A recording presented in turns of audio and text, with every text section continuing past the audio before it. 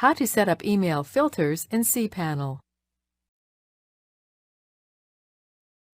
This demo assumes you've already logged into cPanel and are starting on the home screen. Now let's set up an email filter. Click the User Filters icon. Then click the Manage Filters link next to the email account you want to create a filter for. Then click Create a new filter. Enter a name for the filter. Then specify the rule.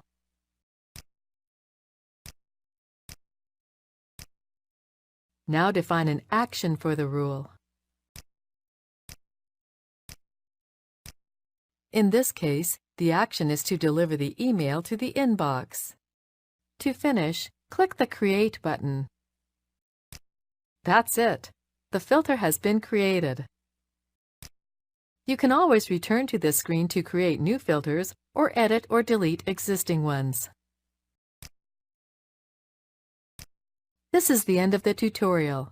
You now know how to set up email filters in cPanel.